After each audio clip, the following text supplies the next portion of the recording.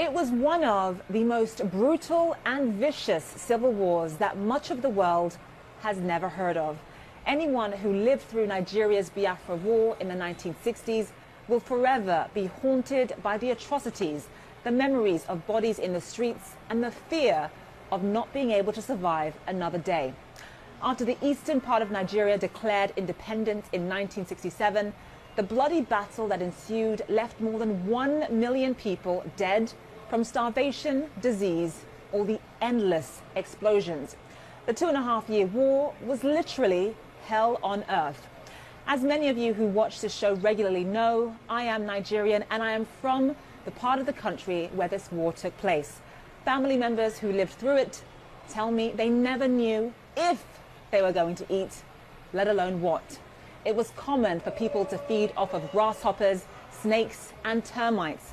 My mother's younger brother died during the Biafra War, and that was considered a very, very lucky outcome.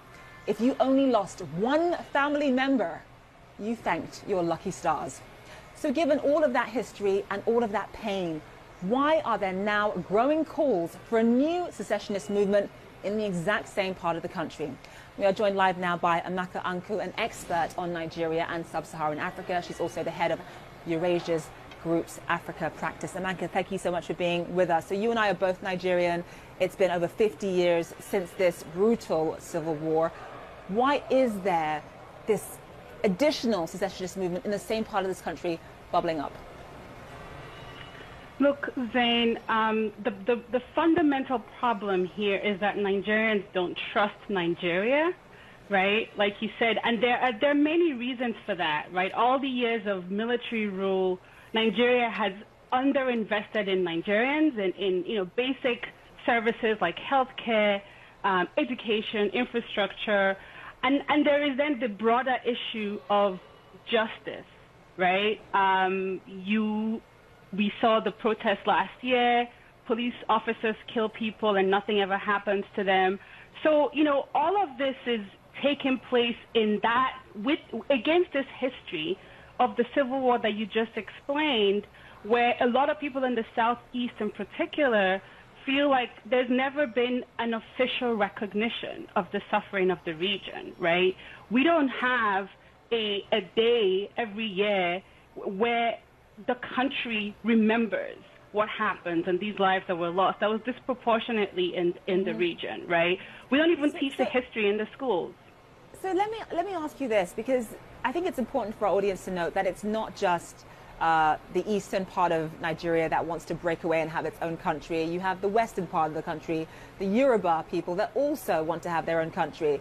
Obviously, Boko Haram in the northeastern part of the country, they want to create an Islamic state. It sort of feels as though there are so many different groups in this great nation who have lost faith in this country. So just in terms of the president's strategy here, if there are people who feel marginalized, has the president made any effort to really show these various parts of Nigeria that he understands their concerns and that their voices are being heard? I would say the government is not doing enough. And look, people have lost faith in Nigeria in part because there's nobody in Nigeria articulating a positive vision for Nigeria's future, right? Nigeria has a crisis of ideas. Nigeria appears not to have any ambition. And look, that is often, in most countries, that's often a role that is played by government. A role that, that to provide a holistic idea about what the country is about and where it's going, to bring people together and drive buy-in. The government is not doing that. But I have to say, Zain, that that's also a role in most parts of the country that is also played by people outside the government. There's a role as well for thought leaders in the country, for private sector participants, to have a constructive vision of where Nigeria should be going, right, and push the government. And that's, there's a symbiotic relationship that can happen here between people inside government and outside government in articulating a positive vision for Nigeria. I just want to sort of get at how all of this ends, because obviously President Buhari is not going to wake up and say, okay, you get your own country, you get your own country, or you can have autonomy and you can't. He's not going to do that. So how does all of this end? I don't think it ends until Nigeria starts to really and truly invest in Nigerians. until Nigeria, the Nigerian government, and it's, whether it's Buhari or the person who comes after him, respects Nigerians enough to communicate consistently and clearly where the country is going, what their vision is, right? And then to start to invest in education, in healthcare, in infrastructure, and all of the things that make a society function and make an economy competitive, right? Until that happens, you will continue to see these kinds of calls for secession. And so, just in terms of what the secessionists want themselves, and obviously, yes, we know they want to break apart and form their own country, but is there anything else that they're willing to accept in the medium term, or is it for IBOP and these other groups, is it really secessionist or nothing? I do think that for the leaders of some of these secessionist movements, like Nnamdi Kanu, I do think it's secession or nothing. Maybe the leaders of ODC in the Southwest, I think that what their views are probably less relevant than the views of the minority, the populations that are sympathetic to those views. I think for most of those people, most of the people in the Southeast, some of whom are sympathetic to those views, I don't think it's secession or nothing.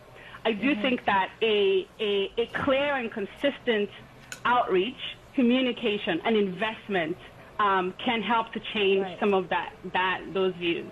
I mean, it's such a shame because Nigeria is such a beautiful country. It has so much potential, and just seeing all of these different areas wanting to separate, saying that they've had enough of being part of this great nation is very, very sad indeed. Amaka Anku, thank you so much for being with us.